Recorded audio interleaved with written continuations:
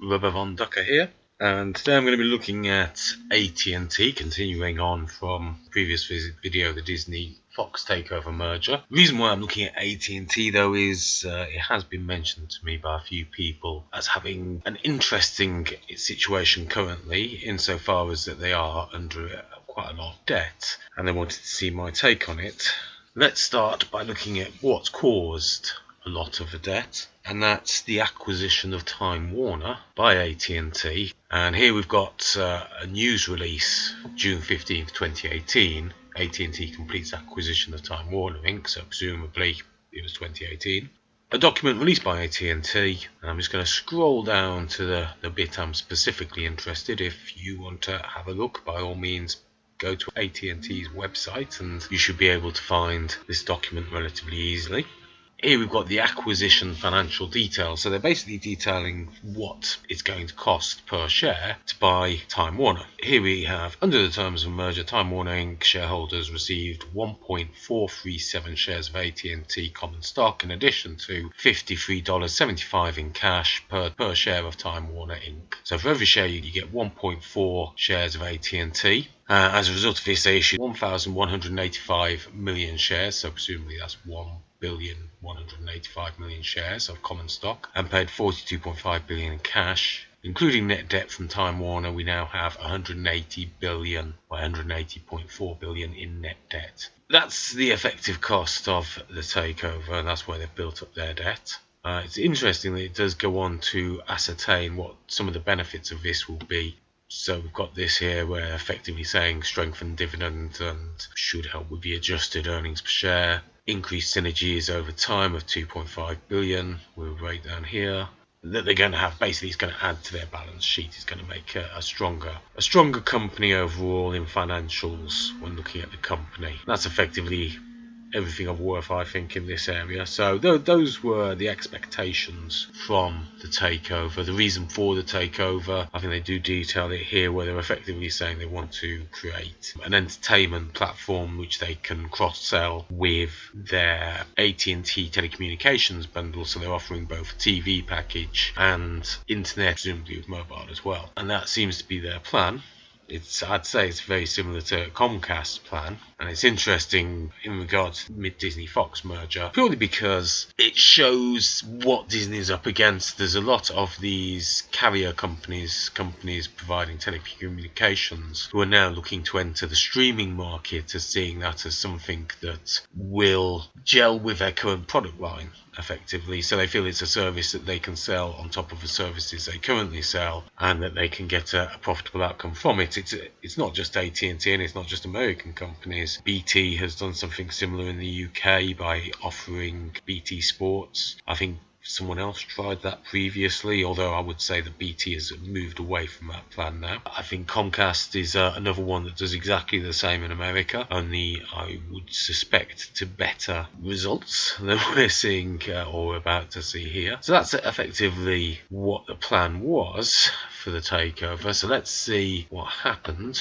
and for that we're going to need to bring up their last annual results. So at this point I would like to recreate what I initially thought when I saw the financial result, and the best way I can do that is just my eyes, my beautiful eyes. It is probably the biggest financial horror show I've seen in a while. Let's bring up the figures and then you'll see what I mean. So here we have them, selected financial operating data. That covers a nice 5-year period, so 2015 to 2019. Obviously there'll be another one coming out, I think it's going to be February of 2021, the next one. So for 2019 though, the most current year that we have, we've got operating revenue of 181,193 million. Not bad, very, very big revenue stream. It is an increase year on year, so if you look back over the previous years, we've got an ever increasing operating revenue, although it must be said it hasn't grown that dramatically over that period, although it is making a couple of purchases in that period. But it's not as dramatic as you'd expect. But then I guess it's only just taking into account, well, yeah, you think Time Warner bring more to the table, so to speak. But let's move down on to the next one. So to go over all the operating expenses, etc. but I think we'll just skip down to the net income, which is 14 billion, which is what I take it to mean they're saying is what would be the British equivalent of the profit for the year. Now, that is massively down on 2018. You've lost about 5 billion effectively, just gone from the net income. I can't even say. I mean, I suppose it's the fact that your expenses have gone up by the same amount that your revenues have.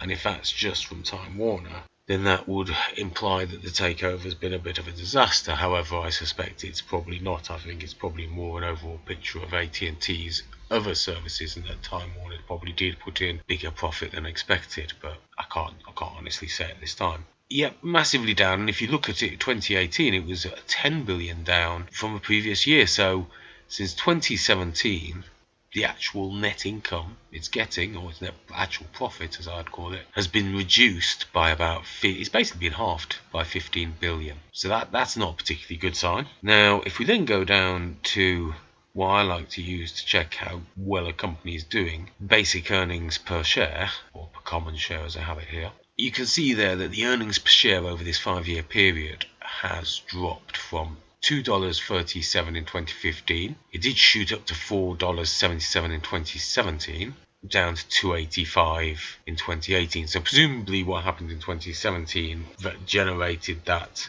30 billion profit, there was a one-off. That there was something there that generated a one-off. And so realistically, looking at earnings per share of probably about 250, 230, 250, somewhere in that region might be a good average for the period. But for this year, it's down to 190. That could just be because this year there's been a lot of extra costs with the takeover, and maybe next year it's going to be better. Obviously, the next year being COVID year and Time Warner being a major producer of motion pictures, it's probably not going to be better on that respect. But one would think, them being a telecommunications operation, that it would improve on that side of a business with extra services being needed and paid for by customers to keep themselves going through the pandemic. So presumably things will pick up there. The issue I've got with the basic earnings per common share is that obviously they said in that initial press release in 2018 that it would defend. Now obviously this is pre-COVID, and already the basic earnings per share, what each share is earning, is down to $1.90. It was also meant to protect the dividend, which we've got here is $2.05. That for me is a bit of a warning sign. Now, in this kind of company, you can kind of get away with it because you're a utility company. The expectation is that people are always going to pay that kind of a bill, whereas they'll cut back in a recession in things like luxuries, whereas things like TV and telecommunications are now seen as essential as water and gas.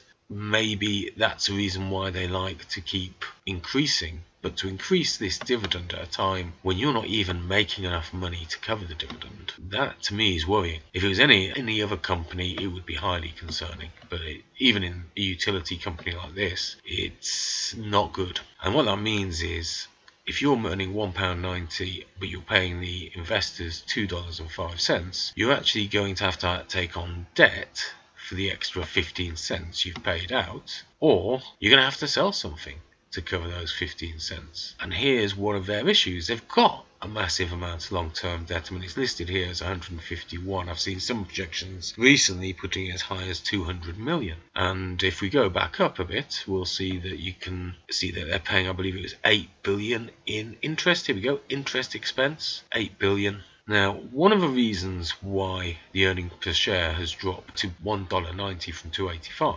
is that with the takeover offer, as we mentioned, Time Warner shareholders got 1.48 AT&T shares for each one of their shares, and they created over 1 million shares, which, as you can see, previously had been steadily increasing, but not to the extent that they just have just warped it up by an extra $500 million at this point. So you can see that over the period where they did the takeover, that they've increased it by roughly 1.2. Quite clearly, that has hit the earnings per share, diluted it. So if you're a shareholder, this has not been good for you, paying your own dividend out of debt, or at least 15 pence of it, but presumably there's other parts of the company that are needing to take capital in at this point, so maybe you're taking on a bit more debt than that, so it's not good.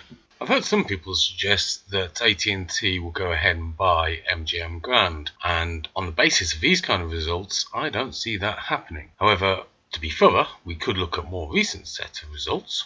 So here we have AT&T's news release for their third quarter results. Shows consolidated revenues. As this is third quarter, they're not comparable with the annual results we just looked at. If we come down to the earnings per share, they kindly tell us here that the diluted earnings per share of 39 cents is compared to 50 cents in the year previously. So in the third quarter of 2019, they made 50 cents per share. In 2020, they made 39. So there's actually a drop of 11 cents for that quarter. Further interesting aspect here, if we just scroll down, we also get to see what they've done in terms of subscribers for Warner Media. And here they're stating that total domestic HBO and HBOMax subscribers topped 38 million and 57 million worldwide respectively, meaning that they've got 38 million for HBO and 57 million for HBO Max subscribers.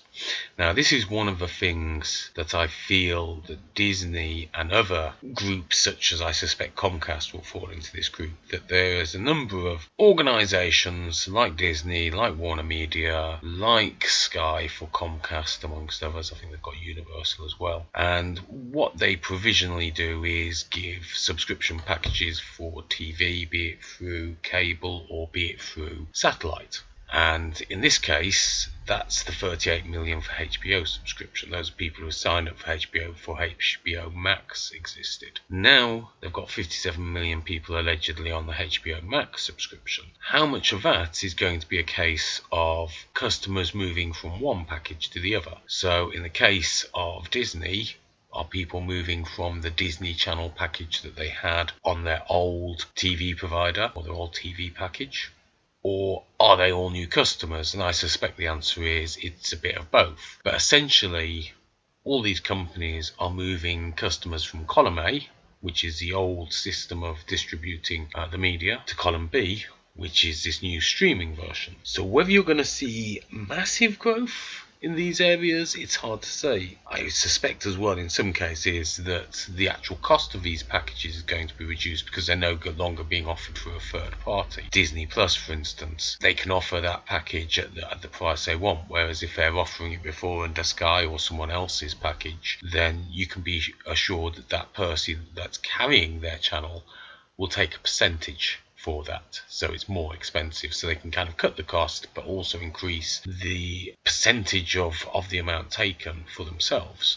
I guess it's more profitable overall, but I don't see this being the massive growth model they think it's going to be. And to take on Netflix, you need to do more than that. You need to really push on the content, and I think that's where a lot of people are going to struggle, possibly because of the costs involved with having legacy media systems and legacy media groups. It's much easier for Netflix to just outsource it to some company and put it on their streaming service. So it's going to be interesting to see how that fares. But as we can see here, the situation at AT&T is pretty bad short term. Maybe long term they could look at buying someone like MGM. I think even then they're going to have regulatory issues, so I don't really see that as a possibility. Other things worth mentioning is these kind of results probably explain why they went the Wonder Woman route, in the fact that they're thinking we need to increase our revenues somehow. How can we do that? Let's try and follow the Disney model with Mulan and see if we can go direct to market.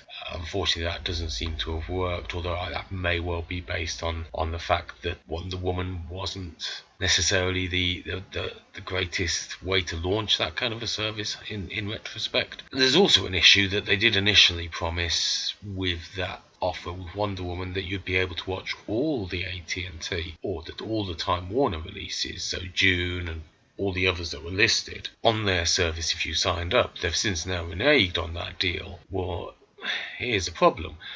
You've just signed up a lot of people who thought they were getting X. You told them you were getting X, and now they're not getting X. There's a possibility there they may have to pay compensation, but as it looks like the number of people who signed up just to watch Wonder Woman or these movies seems to be limited, maybe it was cheaper to to basically do that than to say, here's a June movie and upset other third parties, which is going to cost you more in legal wranglings. So effectively, I think what they've done after attempting direct market with Wonder Woman, I think they've basically decided that's not necessarily the way we're going to make maximum amount of money here. It's not going to help our revenue streams. We're probably better continuing with a cinematic release or some other kind of release rather than going down this route. And they've looked at the figures and gone, yeah, we're better off compensating those people who signed up on the basis that they were going to get all the movies than following this plan. So that's why I think it's turned around for June and for others. Be interesting to see if they completely turn on this policy as well. AT&T, not in a good place. I'm not sure entirely how it gets out of this. I don't really see takeovers being the answer. I think looking for new revenue streams is going to be the answer. I'm just not sure where they're going to find them, and I'm not sure that I think this strategy probably works better for the carriers than it does for the traditional media companies. I mean, Disney had to do it first because it needs to take its place in the market. It can't let a market exist where a competitor can grow up. That's the main reason Disney have desperately wanted to push into this market. Be interesting to see if when their finances recover, maybe they'll look at buying a carrier company, although I think realistically, given the size of the carriers, it would be difficult for Disney to do that, but it's not outside the realms of possibility. But that's AT&T, a nice hot mess. I've been the Rubber Ducker. Have a good one.